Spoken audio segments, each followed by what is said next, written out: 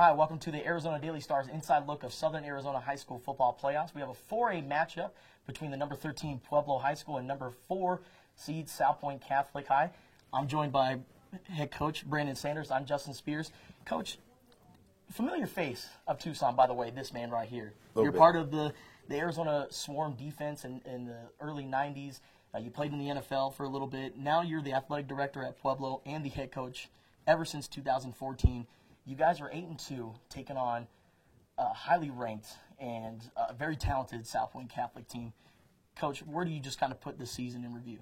The season in review has been, it's funny. We're 8-2, and we've had our ups and downs as far as a team. I think this has been one of the most enjoyable teams that I've had.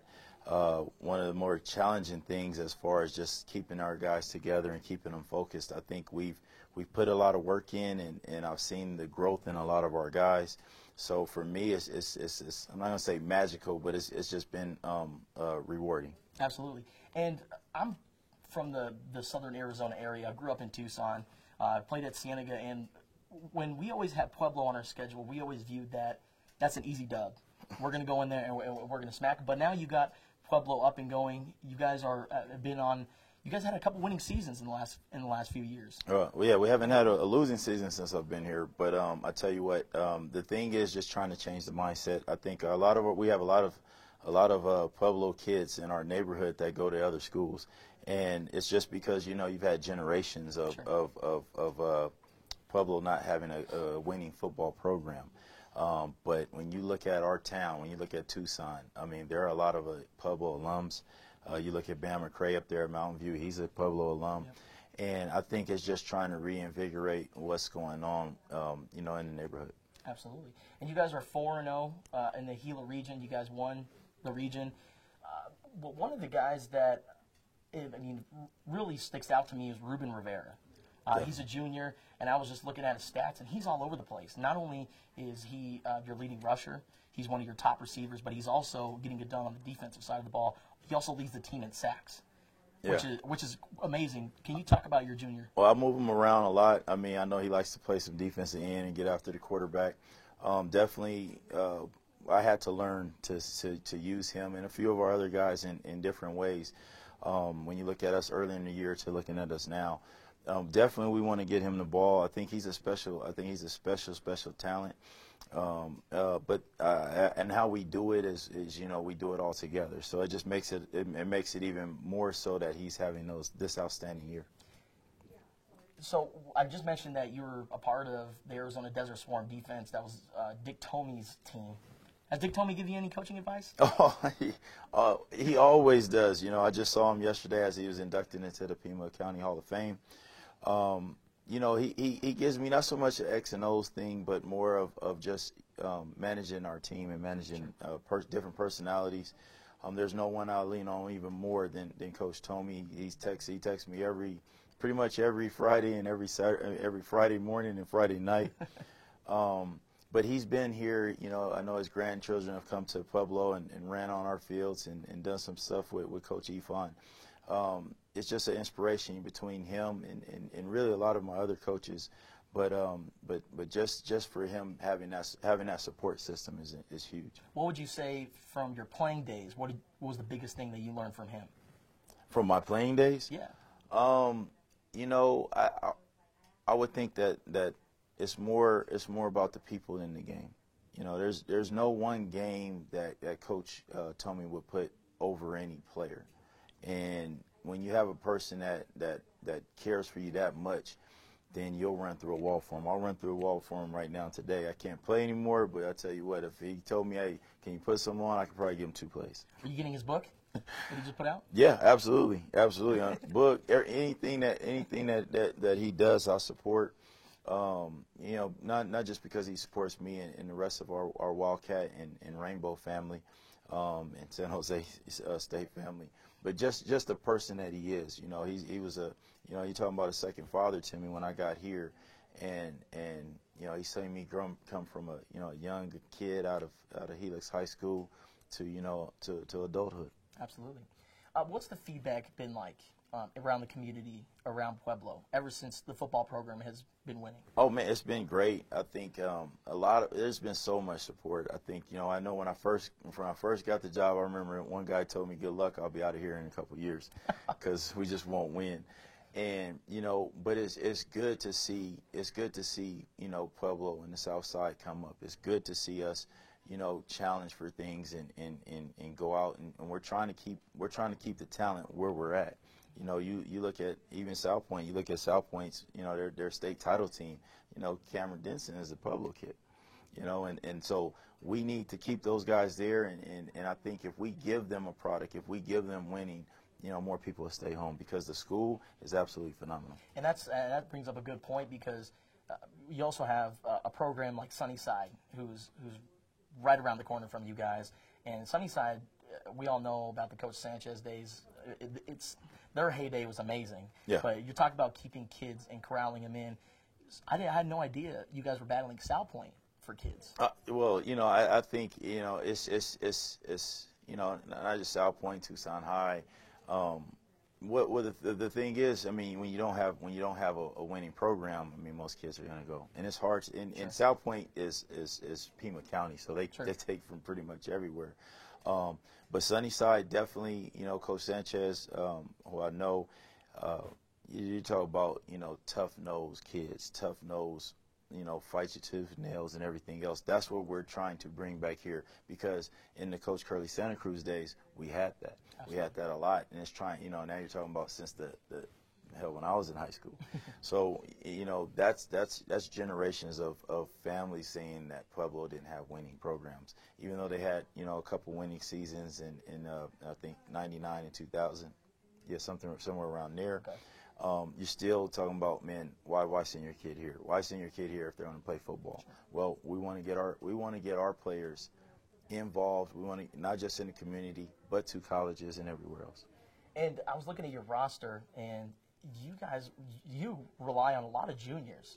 When you talk about great high school teams, usually it's always the seniors and the veteranship that steps up with those guys. But your juniors, you have a bright future, especially next year. Well, they were saying that last year because they were all sophomores. We played with a lot of sophomores. But I tell you what, Alonzo Saldivar is one of our great seniors. I think, Damian Igoya is a great senior. So we have a group of these guys decided to, take a chance on me 3 years ago and come here and be a part of something special, because it means something different when you win. It means something different when you're 8-2 here. It means something different when you beat a CDO or a South Point. Or even a Sunnyside. Yeah. It means something even more so because it's been so long, or it's never been done. And so they've taken on that challenge, and they're leading. And of course, like I said, this junior group, as you mentioned, is a special group. They've they're working hard. I can tell you that we've changed the mindset of our off-season program and everything else. Who's the X factor in this game coming up against South Point? The X factor. Who's the X factor? Who do you think is the X factor? I mean, obviously, you talking about me. The factors are of course, I'm not talking about my team. It's Bijan. I've known Bijan for a while. Bijan and Padilla and the way their defense plays. I think what we have to do is we still stay multiple. We still stay what we do. Definitely Ruben Rivera is going to get the ball, but it's not all relying on one. We do it as a team. It's got to be togetherness, or it doesn't happen. So it's our fight and our togetherness. Also, our high school game matchups and predictions are live right now on Tucson.com. And in my predictions, I said that this game, it reminds me of that memorable Fiesta Bowl. You were I don't part know of about that. Think about it. You have a giant in Miami, South Point being that giant. You guys are Arizona. Just take us back to that Fiesta Bowl, and what do you remember about that game, about you guys beating Miami? I mean, for us, there are some similarities. For us, it wasn't as much of an upset as people may feel around here. Sure. I mean, that was the third time we had seen them. And the other issue is they had lost a lot of the guys that we had shut down. When they had a Heisman Trophy winner. They had 4 or 5 receivers that went to the NFL, and they still had I know they still have Warren Sapp and those guys. But we felt so much more confident. We we grew into who we were. We knew more about us, and we hadn't seen them that year, but we knew more about us and went through our own trials and tribulations as far as being a half away from going to the Rose Bowl. So, you know, for us, we were hungry. I think if you want to put a correlation, I know our kids are hungry. I know they want, not going to say redemption, but I think the last time, you know, we played South Point, we didn't really show up. From a coaching standpoint, I know I didn't give us the greatest game plan. And then from an athletic standpoint, I know our guys didn't show the fight. And that's what we want to see. Sure. All right. So you guys win if blank. What is the biggest thing you guys will hang your hat on? You know, defensively, tackling well, running to the ball. Offensively, controlling the line of scrimmage and running the ball. Absolutely. All right, so just a few ending questions I got for you before we let you go. Sounds good. If you're from Helix, or you're from San Diego, you went to Helix High. Our sports editor, Ryan Finley, he's a San Diego guy. Who is the greatest player of all time at Helix? You could say yourself. Oh, no. Yeah. Is it Reggie? Oh, gosh. It's tough. God, there's so many guys. You know, I would go with Bush. Yeah? Yeah, Bush, and it's got to be between Reggie Bush and of course, U of A's own Chuck Cecil. It's got to be between those two. Absolutely. Chuck Cecil. Yeah. Heck of a name drop. And also, after your career with the New York Giants, you went on and played a season in the XFL. Absolutely. When I saw that, I was like, man, I can't wait to ask him this question. So you played in the XFL. What do you remember about that? Oh, that was like the greatest. It was for me. It was because we were in Vegas.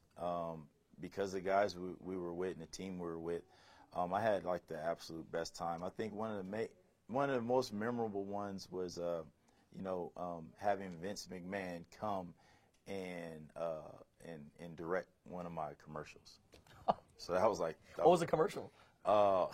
It was we had the cheerleader, and I'll probably post it on Instagram or Facebook or something.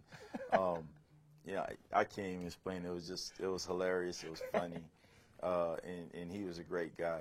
And between that and then meeting some of the wrestlers and stuff like that. And also, for those of you who don't know what the XFL is, it was essentially a WWE version of the NFL.